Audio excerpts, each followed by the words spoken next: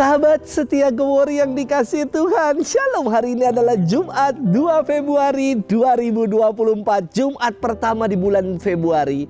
Kita berdevosi kepada hati Yesus yang Maha Kudus. Hari ini kita merayakan pesta Yesus yang dipersembahkan di Bait Allah. Keluarga kudus dari Nazaret adalah keluarga yang sangat religius.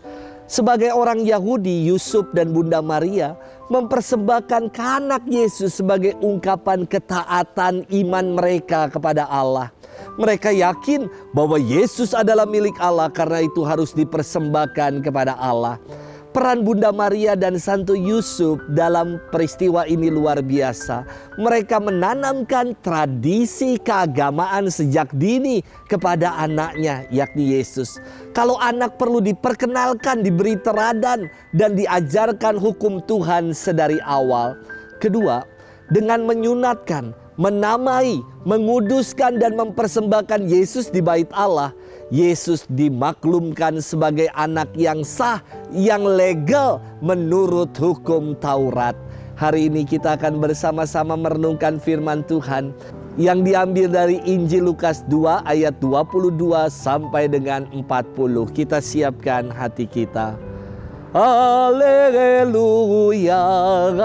haleluya, haleluya. Dialah terang yang menjadi pernyataan bagi bangsa-bangsa lain, dan menjadi kemuliaan bagi umat-Mu Israel. Haleluya, haleluya, haleluya. Tuhan bersamamu dan bersama rohmu.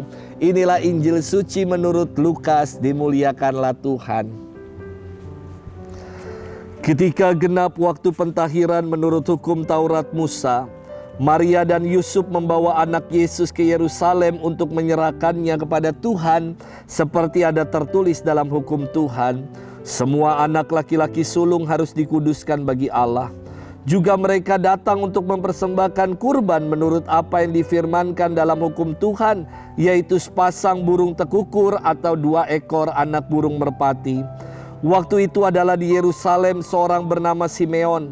Ia seorang yang benar dan saleh hidupnya, yang menantikan penghiburan bagi Israel. Roh Kudus ada di atasnya, dan kepadanya telah dinyatakan oleh Roh Kudus bahwa ia tidak akan mati sebelum melihat Mesias, yaitu Dia yang diurapi Tuhan. Atas dorongan Roh Kudus, Simeon datang ke Bait Allah. Ketika anak Yesus dibawa masuk oleh orang tuanya untuk melakukan kepadanya apa yang ditentukan hukum Taurat, Simeon menyambut anak Yesus dan menatangnya sambil memuji Allah, katanya, "Sekarang Tuhan, biarkanlah hamba-Mu ini pergi dalam damai sejahtera sesuai dengan firman-Mu, sebab mataku telah melihat keselamatan yang daripada-Mu, yang telah Engkau sediakan di hadapan segala bangsa, yaitu terang yang menjadi pernyataan bagi bangsa-bangsa lain dan menjadi kemuliaan bagi umat-Mu Israel." Yusuf dan Maria amat heran akan segala sesuatu yang dikatakan tentang anak Yesus. Lalu Simeon memberkati mereka dan berkata kepada Maria ibu anak itu, "Sesungguhnya anak ini ditentukan untuk menjatuhkan atau membangkitkan banyak orang di Israel, dan untuk menjadi suatu tanda yang menimbulkan perbantahan, dan suatu pedang akan menembus jiwamu sendiri, supaya menjadi nyata pikiran hati banyak orang." Ada juga di situ seorang nabi perempuan anak Fanuel dari suku Asyer, namanya Hana. Ia sudah sangat lanjut umurnya. Sesudah menikah ia hidup 7 tahun bersama suaminya, dan sekarang ia sudah janda berumur 84 tahun. Ia tidak pernah meninggalkan Bait Allah, dan siang malam beribadah dengan berpuasa dan berdoa. Pada saat anak Yesus dipersembahkan di Bait Allah, Hana pun datang ke Bait Allah dan bersyukur kepada Allah, serta berbicara tentang anak Yesus kepada semua orang yang menantikan kelepasan untuk Yerusalem. Setelah menyelesaikan semua yang harus dilakukan menurut hukum Tuhan, kembalilah Maria dan Yusuf serta anak Yesus ke kota kediamannya, yaitu Nazaret di Galilea. Anak itu bertambah besar dan menjadi kuat, penuh hikmat, dan kasih karunia Allah ada padanya. Demikianlah sabda Tuhan. Terpujilah Kristus. Sahabat setia Gowori yang dikasihi Tuhan, Shalom. Ketika kecil, papa dan mama saya selalu ajak kami sekeluarga untuk beribadah merayakan Ekaristi ke gereja bersama. Karena saya ini 4 bersaudara, tambah papa dan mama, jadi kami berenam. Nggak bisa kalau boncengan bersama. Masa naik motor berenam, nanti cabe-cabean kalah ya. Maka papa rela bolak-balik 2 kali supaya kami semua bisa ke gereja bersama-sama. Pulangnya pun demikian. Pengalaman ini sangat berkesan sekali buat kami. Maka setelah remaja dan dewasa, kami semua nggak usah disuruh-suruh untuk pergi ke gereja. Karena papa dan mama telah memberi teladan itu sejak kecil kepada kami. Sahabat setia Gowori yang dikasihi Tuhan, peristiwa pesta Yesus dipersembahkan di bait Allah sangat inspiratif. Keluarga Nazaret adalah keluarga yang sangat religius yang menunaikan perintah Taurat dengan setia. Mereka membawa bayi Yesus ke bait Allah untuk dipersembahkan sesuai dengan hukum Taurat yang ada dalam kitab Imamat 12 ayat 6. Bisa kita bayangkan bahwa jarak dari Nazaret ke Yerusalem itu lebih kurang jaraknya 140 kilometer. Dan kala itu nggak ada mobil, nggak ada motor.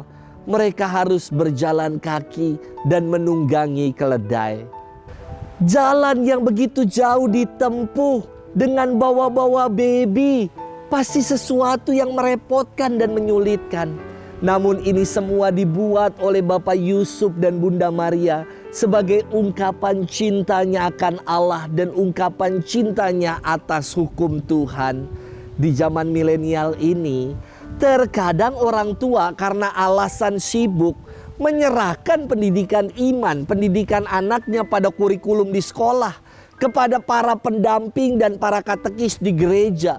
Dan itu dirasa sudah cukup. Di rumah tidak lagi ada bimbingan, arahan, pengajaran, bahkan keteladanan dalam beriman. Nggak ada kebiasaan berdoa bersama sebelum dan sesudah makan. Nggak ada kebiasaan berdoa sebelum beristirahat, bahkan merayakan Ekaristi bersama. Alhasil, anak-anak tidak mengalami pertumbuhan iman. Sahabat setia Gowori yang dikasihi Tuhan, keluarga adalah gereja mini sebagai pondasi iman bagi anak-anak. Mari kita jadikan keluarga-keluarga kita sebagai tempat pribadi-pribadi untuk semakin bertumbuh dalam iman, harapan, dan kasih. Pendidikan iman diawali dari keluarga. Dan keluarga adalah modal awal untuk anak mengalami pertumbuhan iman. Maka jangan abai terhadap tugas mendidik anak-anak, memberikan teladan iman yang baik kepada anak-anak seperti yang dibuat oleh Bapak Yusuf dan Bunda Maria. Selamat bermenung dan Tuhan memberkati kita selalu. Dalam nama Bapa dan Putra dan Roh Kudus. Amin.